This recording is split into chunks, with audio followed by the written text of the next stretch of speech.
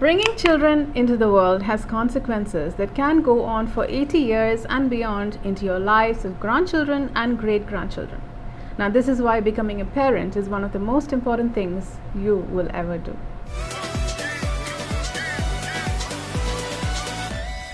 Hi my geniuses, I'm Dr. Caroline Pratish. Welcome to my channel Learn with Carol. In today's video, I'm going to talk about parenting. Now before I continue, if you haven't subscribed to my channel, please do now, as I have a lot of interesting thoughts in my mind and I have read and learned and I want to share it with you all. You can calculate the value or importance of something you do by measuring the possible consequences of doing it or not doing it.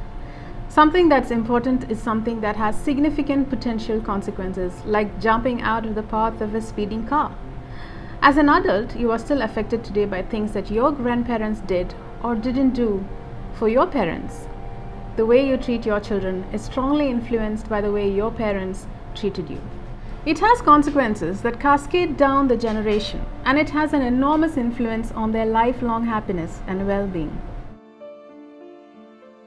When you have a child, a high level of self-discipline is essential in order to fulfill the commitment and deliver on your responsibility. Now, the day your first child is born, you have taken on a minimum 20-year commitment to do everything possible to raise your child as a happy, healthy, and a self-confident adult. At every stage of your child's life, your words, your actions, your non-actions, and behaviors are shaping and influencing that child and determining how he or she will turn out as an adult. The greatest need that a child has is for an unbroken flow of unconditional love and acceptance from his or her parents.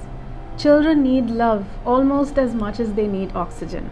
The amount of love that a child receives, especially in his or her formative years, is the critical determinant of how healthy and happy he or she becomes an adult. How does a child spell love? T-I-M-E, time.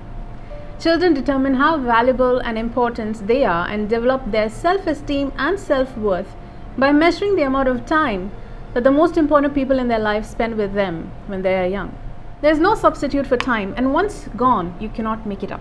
Perhaps the greatest regret reported by parents is that I didn't spend enough time with my child when he or she was young. When you become a parent, you must discipline yourself and organize your life so you can spend some ample amount of time with your child throughout his or her growing years. You must discipline yourself to cut back, to reduce, to downsize, and eliminate other activities that prevent you from being an excellent parent. When you get married, your life goes through a major shift.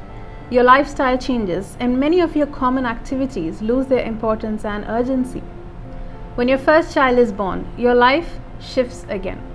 It often feels as if the first stage of your life, that is your youth, has dropped off, like the first stage of a rocket, and you are now on a different trajectory in life. In fact, it is not uncommon for couples to change their life completely when their first child is born. They cut back or discontinue many of their previous social activities. They stop dining and drinking with friends. They stop going out socially on the weekends. They begin to build a different life together around their home and children. The children become the focus of their time and attention. The children become the primary subject of their conversations. Responsible parents approach child rearing as the most important part of their lives.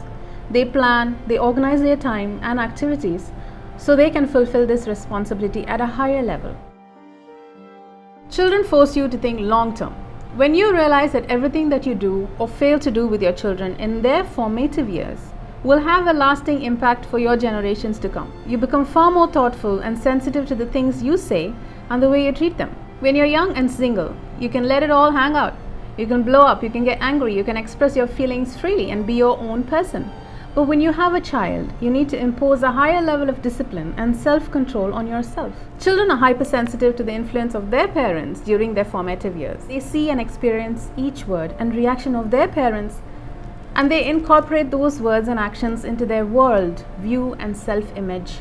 In almost every case, when you see a dysfunctional adult, you can trace it back to a dysfunctional parenting. When that dysfunctional adult was a child, their parents did or said things to them that hurt them, confused them, scared them, and created within them feelings of insecurity, anger, inferiority.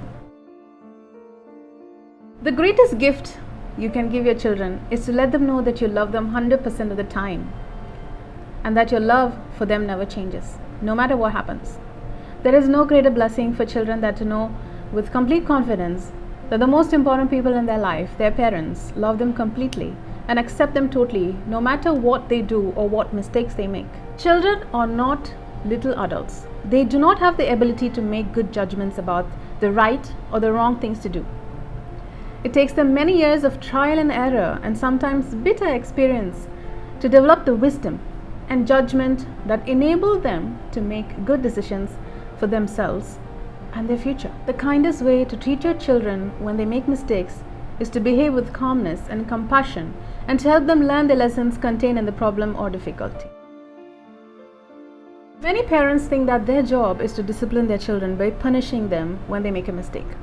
Back then, when my parents were growing up, it was generally thought that the job of a parent was to break the will of the child. Now, this philosophy led to a generation of broken children whose parents felt that it was their duty to mold them and shape them into little people that their parents found to be acceptable. But the fact is that each child is unique and different from all other people in the world.